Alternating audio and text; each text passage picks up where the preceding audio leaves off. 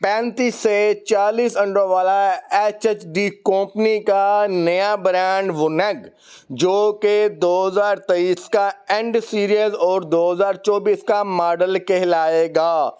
अल Haseeb traders वालों ने पहली दफ़ा इसको इंपोर्ट किया है।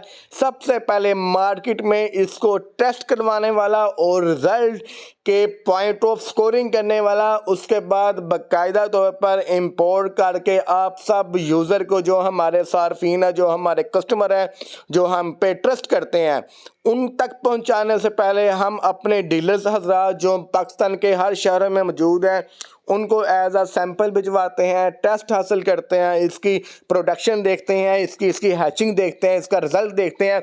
उसके बाद इसको मार्केट में मुतारफ़ करवाया जाए। 3 in 1 फंक्शन है इसके अंदर, इनक्यूबेटर प्लस ब्रूडर प्लस हैचिंग। ब्रूडर भी है ये। बाहर से अंदर का व्यू आपको 100% क्लियर नज़र आएगा। देखें आपके सामने अयाम समानी का 100% रिजल्ट है और ये मुल्तान के हमारे डीलर भाई का रिजल्ट है। अल्हम्दुलिल्लाह ऑटो टेम्परेचर है, ऑटो ह्यूमिडिफायर, ऑटो नमी और इलेक्ट्रिक दोनों ह्यूमिडिफायर है। इसके अंदर एग रोलिंग भी ऑटो है, इनक्यूबेटर प्लस हैचर प्लस ब्रूडर।